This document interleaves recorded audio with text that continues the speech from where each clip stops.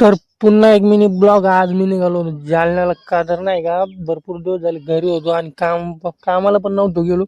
त्यामुळे आज मी निघालो मधल्या रोडनं जालन्याला. त्यानंतर फायनल हायवे रोडवरती आलो. म्हटलं नाही का जाऊन बघावं आज. थोडं डॉक्टरना पण सांगितलं ना, आता काही एवढा विषय नाही म्हणे तुमचा. म्हटलं ठीक आहे. मग आलो जालन्याला. सगळ्यात पहिलं नाही का मस्तपैकी नाश्ता केला, डोसा वगैरे खाल्ला.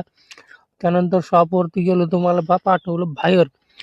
एक देवघर होतं, कृष्णाची मूर्ती होती नाही का डिझाईनमध्ये. MDF मध्ये ही कृष्णाची डिझाईन होते. त्यानंतर त्यांना LED टाकून ही मूर्ती ना चमकन अशी करून द्यायची होती. मग बॅक साईडला LED लावायची होती.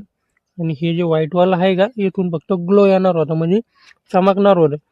त्यानंतर बॅक साईडला LED वगैरे टाकून घेतली. त्यांना मग थोड्या वेळानंतर कॉल केला, व्हिडिओ कॉल करून दाखवून पण दिले की बाबा इथे LED टाकतोय. म्हणलं हे बघा असं ग्लो येईल. ते म्हणे ठीक आहे म्हणे भैया, तुझ्या हिशोबानं कर म्हणे. म्हणलं ठीक आहे चालतं. त्यानंतर मग LED वगैरे कट करून घेतली. LED टाकायला सुरुवात केली. LED टाकून घेतली. त्यानंतर आयडेक्टर लावलं त्याला. हे बघा असं काय दिसतं, मस्तपैकी ग्लो मारत होतं. आणि हे देवघर होतं आणि इथून थोडंसं गॅप नाही का, 2 इंच गॅप सोडून मूर्ती येणार होती, म्हणजे ते MDF ची डिझाईन. त्यानंतर आलो दुकानवरती. मग तिथं आलं ते आपल्याकडं लोगो. 3 लोगो होते. लोगोला चॅनल लेटर मोल्डिंग होती आणि त्यांचे बेस पण करायचे होते. तर बेस पूर्ण कंप्लीट केले ते मी. त्यानंतर मोल्डिंग पण कंप्लीट केली.